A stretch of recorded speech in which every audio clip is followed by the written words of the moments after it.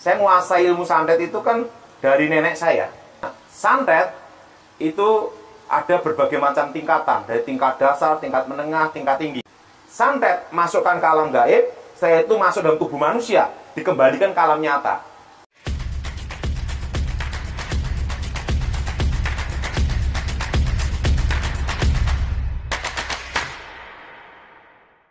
Salam saudaraku yang dikasihi Tuhan. Apa kabar? Pada kesempatan ini kita akan bahas santet. Baru-baru ini pesulap merah menantang para dukun tanah air untuk menyantet dirinya. Hal ini Marcel lakukan sebagai bentuk ketidakpercayaan terhadap santet. Ya silahkan buktikan, kirimkan ke saya gitu. Saya nggak percaya loh dengan hal-hal seperti itu. Saya tahu semua rahasia perdukunan tanpa terkecuali. Saya tahu racun-racun santet, racun telu dan sebagainya. Mau perang monggo, mau datang baik-baik monggo. Kalau lu nggak berhasil nyantet gua, lu yang mempertanggungjawabkan, tapi balikin 10 kali lipat duit yang gua udah keluarin gitu. Kalau ada yang mau nyantet, saya kasih tahu nama asli saya, tanggal lahir, foto yang paling bagus saya kasih. Udah 8 tahun, gua nunggu santet dan guna-guna. Mana nih pembela dukun? Gua mau disantet mana? Gua mau diguna-guna mana? Jangan ngomong doang dong. Bagaimana saudaraku? Benarkah santet itu tidak ada? Atau semacam tipuan saja yang dilakukan manusia? Yuk bandingkan dengan pandangan hambanya Evangelis Daud Tony, mantan dukun santet. Selamat menyaksikan. Hari-hari ini kita lihat dunia makin modern. Teknologi makin maju, ya kan? Dan racun juga makin banyak. Tetapi waktu ada kasus orang diracun di sebuah pesawat di Jakarta, langsung terbongkar karena bisa dideteksi, ya kan? Ketika di otopsi mayatnya langsung ketahuan. Lalu seorang gadis yang di salah satu mall di Jakarta juga begitu, dikasih racun di gelasnya, langsung ketahuan. Nah, bagaimana dengan kutukan dan juga santet? Kalau santet itu secara hukum tidak bisa dibuktikan. Ya. Karena itu sesuatu yang tidak ada bukti. Karena santet itu berhubungan dengan roh. Dan suatu roh itu untuk pembuktiannya susah. Itu seperti kekuatan gelombang atau frekuensi. Santet itu seperti angin. Kita merasakan tapi tidak lihat. Nah, santet itu ada berbagai macam tingkatan. Dari tingkat dasar, tingkat menengah, tingkat tinggi. Kalau tingkat dasar itu... Oh, ini kayak sekolah. Iya.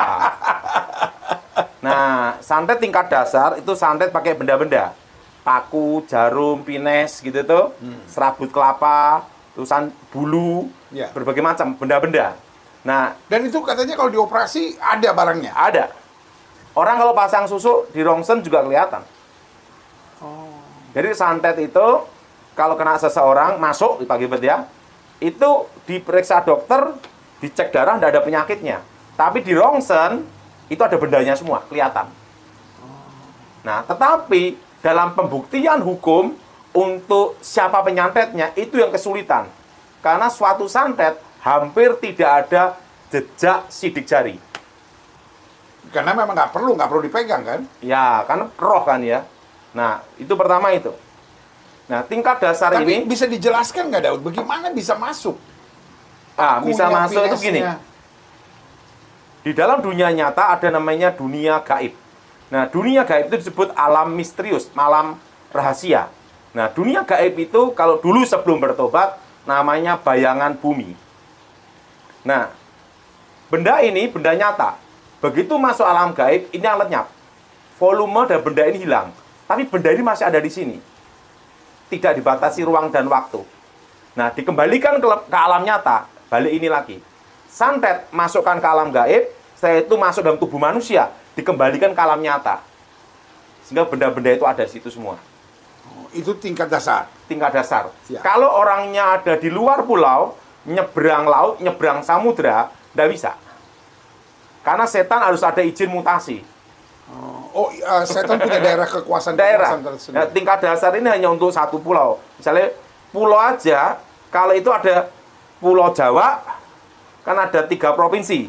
Ya. Barat, Tengah, Timur. Ya. Nah, kalau yang dasar sekali, ngelewatin Jawa Tengah ke Jawa Timur, susah juga. Tapi kalau dasarnya sudah matang, itu bisa satu pulau. Jadi makanya kalau ada orang nyantet pakai ilmu santet ke Israel, pasti nggak nyampe. Oh iya, pernah ada kelompok santet Indonesia mau nyantet Israel. 1000% nggak bisa. Karena apa? Pertama, nyebrang laut.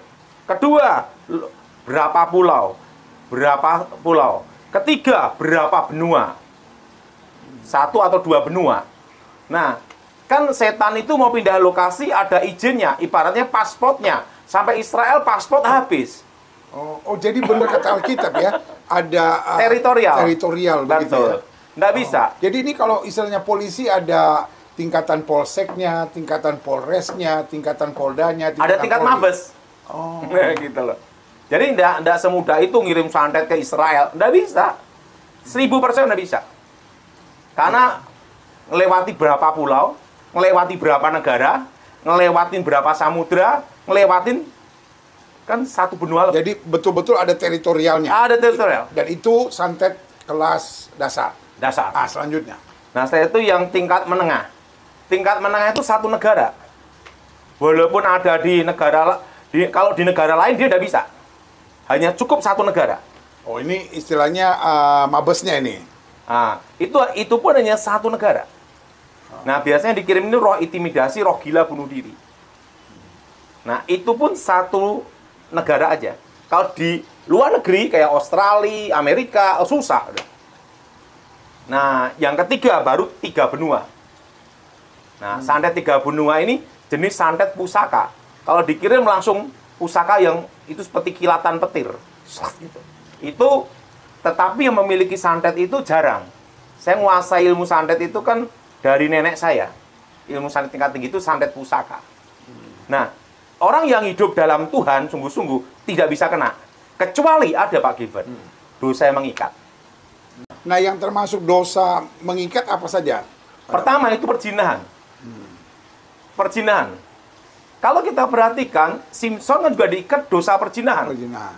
Nah, dan roh Allah undur, bukan hanya masalah rambut dipotong, tapi hubungan ada dosa yang mengikat dalam dirinya. Tapi Simpson bertobat, rambutnya tumbuh, roh Tuhan kuasai, dan dia dipakai Tuhan lagi.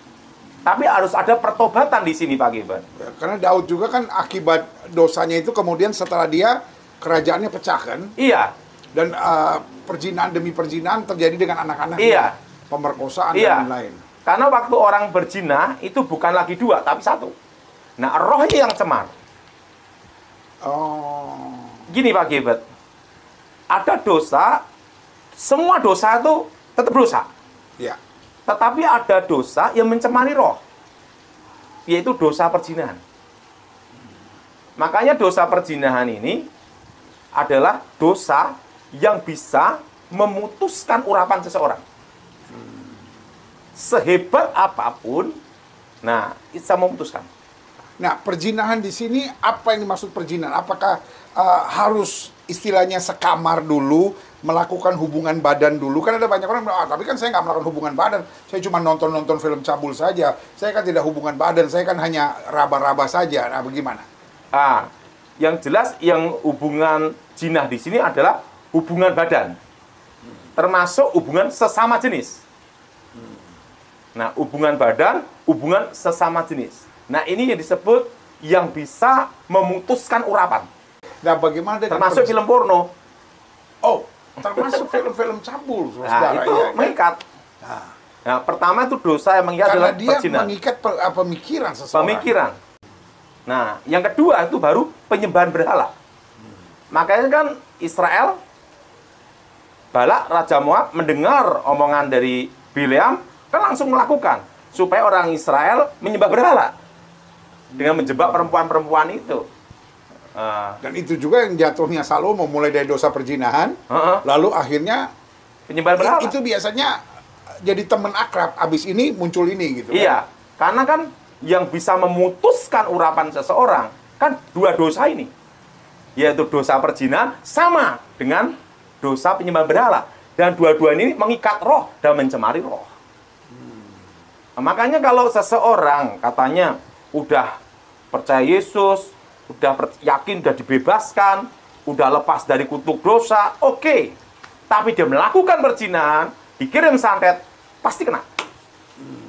Nah, apa akibat santet? Ada banyak orang pikirkan, oh santet itu mengakibatkan kematian. Oh, ini orang matinya kok mendadak ya? Oh, jangan-jangan karena santet. Apakah santet ini hanya bersifat kematian? Apakah bisa juga orang sakit? Gila, atau apa? gila. Pertama, sakit yang tidak bisa disembuhkan. Kedua, gila. Oh, jadi penyakit-penyakit yang pergi ke dokter manapun, dokter Nggak bilang nggak ada mungkin bisa apa-apa. Yang bisa nyembuhin hanya Tuhan. Nah, yang kedua yaitu apa? Yaitu gila. Setelah itu kematian. Nah, yang paling setengah mati itu kan kalau disantet sampai namanya ilmu panglumpuhan. Seluruh tubuh lumpuh, tapi otak masih berfungsi. Waktu cek semuanya, saraf apa normal semua, tapi lumpuh. Iya, iya. Apakah ada juga santet yang mengakibatkan kehancuran keluarga, Daud? Sehingga suami jadi nggak sayang istri, istri jadi ngeliat suami benci Ada. terus. Itu namanya, jenis namanya, kalau santet itu membunuh. Kalau memecahkan rumah tangga, itu namanya masih kategori namanya itu guna-guna. Oh, tapi itu satu paket. Satu paket. Satu paket. Tapi hanya beda cara aja. Satu membunuh, sedangkan untuk merebut istri orang atau merebut suami orang, kan timbul roh perpecahan dulu. Nah, ini selalu berhubungan dengan guna-guna. Tapi tetap paketnya sama. Jadi dia mempengaruhi pikiran. Iya. Jadi seseorang berpikiran negatif terus sama pasangannya, atau berpikiran negatif terus sama keluarganya atau anaknya, sehingga terjadilah kehancuran. Saya dengar, Daud, saya nggak tahu apakah ini hubungannya dengan kuasa kegelapan atau sekedar dengan psikologi. Jadi ada seorang pengusaha hebat, katanya sih disantet, dan gara-gara disantet akhirnya dia jadi stres terus gitu dengan pekerjaannya, dia akhirnya nggak bisa mikir, dia nggak bisa apa, dan datang ke dokter, bawa ke psikolog bilang sebetulnya it's okay gitu, dia okay gitu, tapi dia bilang no, I'm not okay gitu. Kenapa? Santet tingkat kedua, tingkat menengah. Santet satu negara. Karena yang dikirim adalah roh, namanya roh intimidasi, roh gila bunuh diri. Kebanyakan dia mendengar suara-suara di telinga, saya itu mimpi-mimpi. Itu sekalipun dikasih dokter psikolog, dikasih obat satu tronton, nggak bisa Pak gitu. Harus ada cara pengalahkannya. Dan cara mengalahkannya adalah di dalam nama Yesus Kristus. Demi nama Yesus. Nah, jadi Pak Daud bisa katakan meskipun dunia modern, tapi tetap yang namanya santet itu masih ada. Masih ada. Bahkan sekarang ini santetnya lebih keren Pak Gilbert. Bisa pakai HP. Maksudnya? Karena kekuatan mantra, kekuatan mistik, itu kan gelombang frekuensi Pak Gilbert. Santet itu. Dari jarak jauh. Nah, sekarang kan kemanapun pergi kan orang WA, handphone. Iya. Nah, orang hipnotis kan pakai handphone Pak Gilbert. Pakai WA. Santet pun bisa Pak Gilbert. Apa bedanya hipnotis sama santet? Hipnotis itu mengendalikan seseorang. Santet itu adalah untuk menciderai, menghancurkan hidup seseorang. Apakah hipnotis juga kuasa kegelapan terlibat di dalamnya? Pasti terlibat. Karena mengendalikan alam bawah sadar. Kelemahan ilmu santet itu ada Pak Gilbert. Ya. Orang yang suka tertawa, hati gembira, tidak bisa kena. Wah, ini bener lagu sekolah minggu. Hati yang gembira adalah obat. Nah. Kedua, orang yang murah hati, suka nolong, tidak bisa. Orang pelit paling mudah disantet. Semua aliran dukun apapun, untuk penolak ilmu hitam, penolak bala, dukun aliran apapun, pasti ngadakan bacaan selamatan dulu. Nah. Untuk menangkal ilmu hitam. Iya. Semua aliran dukun. Nah, tujuannya apa? Supaya orang-orang miskin ini makan. Pada waktu orang-orang miskin ini makan, terjadilah hukum takdir. Orang yang suka, siapa yang menabur, dia yang menuai. Dan ada satu hukum, orang yang menaruh belas kasihan ke orang-orang miskin, Ya. sesungguhnya memiutangi Tuhan. Iya, betul. Iblis itu tahu rahasia ini. Makanya penolak bala, ilmu hitam, itu pasti langkah dukun nomor 1, bacaan selamatan dulu. Iya, iya. Nah, apa kuasa iman untuk mengalahkan santet ini dan kutukan ini? Pertama, kita hidup dalam Tuhan. Nah, tapi ingat, Alkitab berkata, iman tanpa perbuatan mati bagi kita.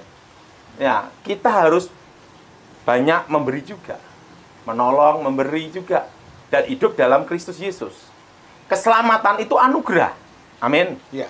Tetapi untuk berkat harus ada perjuangan Pak Gilbert. Yaitu ketaatan akan firman Tuhan. pernah ngalamin orang untuk melepaskan dari santet? Sering Pak Gilbert. Saya sudah nanganin kasus okultisme Pak Gilbert itu ribuan, sampai saya lupa Pak Gilbert. Oke. Apa yang paling seru? Semua itu tak perhatikan Pak Gilbert ya. Pada waktu kita percaya demi nama Yesus, maka semua kasus itu bisa diberesin. Dan untuk kasus ini Pak Gilbert sering banyak. Bahkan orang-orang penting juga saya layanin. Tapi tidak boleh disebutkan Pak Gilbert ya. Itu banyak. Kalau masalah santet, maka panggil Daud Tony. Sampai sekarang Pak Gilbert. Wow. Dari orang-orang penting negeri ini Pak Gilbert, kalau urusan santet, agamanya apa saja, saya dipanggil. Wah, luar biasa. Apa pesan Pak Daud bagaimana untuk menjauhkan diri kita dari santet? Pertama, jangan hidup dalam perzinahan. Kedua, harus tahu antinya. Yaitu apa? Hidup dalam Tuhan, tapi ada tapinya. Jangan pelit-pelit. Dan lakukan perintah Tuhan. Contohnya di Alkitab, ada perpuluhan, ada persembahan sulung. Dan nggak usah diributin. Kalau nggak mau ya diem aja udah. Terima kasih saudaraku sudah menonton video ini sampai selesai. Nah, berdasarkan penjelasan hambanya Evangelis Daud Tony, apakah saudara setuju dengan pesulap merah? Bahwa santet itu hanya sekedar trik yang dilakukan para dukun? Jika ada pendapat isi di kolom komentar ya. Kalau admin percaya dengan apa yang telah dijelaskan hambanya Daud Tony. Dengar-dengar sudah ada si para dukun yang sedang mencoba untuk menyerang pesulap merah dengan santet tingkat tinggi. Kita lihat aja hasilnya nanti. Ya semoga Marcel baik-baik saja. Tapi saran admin, janganlah menyombongkan diri. Karena inilah yang telah diajarkan Tuhan Yesus. Kiranya Tuhan menutup bungkus kita semua dari serangan kuasa gelap. Tuhan Yesus memberkati.